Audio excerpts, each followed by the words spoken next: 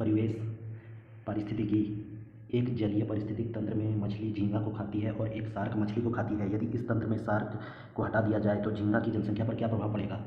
घटेगा। निम्नलिखित में कौन अजैविक वातावरण में समाविष्ट है? पवन, जल और मृदा। निम्न में कौन सा युग्म प्राथमिक उपभोक्ता की श्रेणी से संबंधित है? टिड्डा और गाय। ऊपर से नीचे तक चारागाह खाद्य श्रृंखला कोषीय स्तर के सही क्रम को चयन कीजिए। गिद्ध, सांप, चूहा, टिड्डी, घास। पारिस्थितिक शब्द किसके द्वारा पेश किया गया था? Ernst Hückel. बढ़ती स्थितिज ऊर्जा के साथ कोषीय स्तर के सही क्रम का चयन कीजिए। अब घटक, द्वितीयक उपभोक्ता, प्राथमिक उपभोक्ता, उत्पादक। एक खाद्य श्रृंखला में पौष्टिकता स्तर दिखाता है। ऊर्जा स्तर। शाकाहारी खाद्य श्रृंखला में दूसरा पोषण स्तर बनाते हैं। खाद्य श्रृंखला सदैव किससे शुरू होती है? उत्पादक। निम्न में कौन युग्म सुमेलित है? अपघटक, जीवाणु। पारिस्थितिक तंत्र।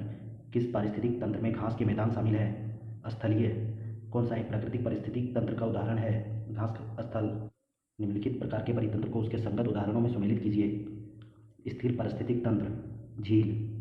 प्राकृतिक पारिस्थितिक तंत्र, वन। जल पारिस्थितिक तंत्र, नदी। समुद्री पारिस्थितिक तंत्र, मैंग्रोव। कृत्रिम पारिस्थितिक तंत्र, खेत। परितंत्र शब्द का गठन किसने किया? टेंसले। जैव भू रासायनिक चक्र में क्या शामिल होता है? जैविक और अजैविक घटकों के माध्यम से पोषण चक्र। पारिस्थितिक तंत्र में निम्न में से किसकी छोटी इकाई है? जैव मंडल। विश्व का सबसे बड़ा पारिस्थितिक तंत्र कौन सा है? महासागर। सबसे स्थिर पारिस्थितिक तंत्र कौन सा है? समुद्र, महासागर। जल चक्र के दौरान पौधे का कौन सा भाग वाष्पीकरण की प्रक्रिया में शामिल होता है? पत्तियाँ। पृथ्वी पर जीवन सहायक क्षेत्र है जीवमंडल। पर्यावरण के मुद्दे। निम्नलिखित में से क्या अम्लीय वर्षा में सर्वाधिक मात्रा में पाया जाता है? H2SO4। कौन सी गैस अपने ग्रीन हाउस प्रभाव से ग्लोबल वार्मिंग में योगदान करती है? उपयुक्त में से एक से अधिक। कार्बन डाइऑक्साइड भी होगा, मीथेन भी, नाइट्रस ऑक्साइड भी। निम्न में कौन सा वायु प्रदूषण के परिणाम स्वरूप नहीं होता है? ग्रीन हाउस प्रभाव। ई अपशिष्ट क्या है? अप्रचलित इलेक्ट्रॉनिक उपकरण। ओजोन क्षयकारी पदार्थ है। क्लोरोफ्लोरोकार्बन। सूची 1 में प्रदूषण के विभिन्न प्रकार का उल्लेख है, जबकि सूची 2 में उसके स्रोत का विवरण प्रस्तुत करती है। वायु प्रदूषण, शहरी परिवहन, जल प्रदूषण, नगरपालिका सीवेज, मृदा प्रदूषण, भूभराव, ध्वनि प्रदूषण, निर्माण गतिविधि। निम्नलिखित को सुमेलित कीजिए।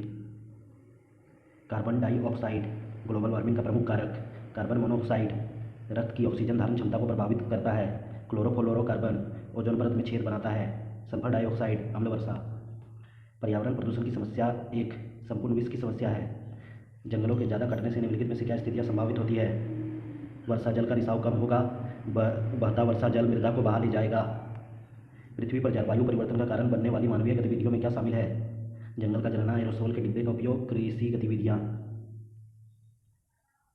भारतवर्ष में जल प्रदूषण निरोध एवं नियंत्रण अधिनियम किस वर्ष पारित किया गया? 1974। सतत विकास के 3 स्तंभ हैं, सामाजिक, पर्यावरण और आर्थिक। मॉन्ट्रियल प्रोटोकॉल संदर्भित करता है पदार्थ जो ओजोन परत को नष्ट करते हैं। वन महोत्सव किस महीने में मनाया जाता है? जुलाई। निम्नलिखित पर्यावरण प्रोटोकॉल का उसके संबंधित उद्देश्य से मिलान कीजिए। Kyoto protocol, green house gas. Montreal protocol, ozone परत का ह्रास। नयोगा प्रोटोकॉल, पहुंच और लाभ साझाकरण और प्रोटोकॉल। कार्टेजियना प्रोटोकॉल, जैव सुरक्षा पर प्रोटोकॉल। एक वन अधिकार अधिनियम 2007 में अधिनियमित किया गया था।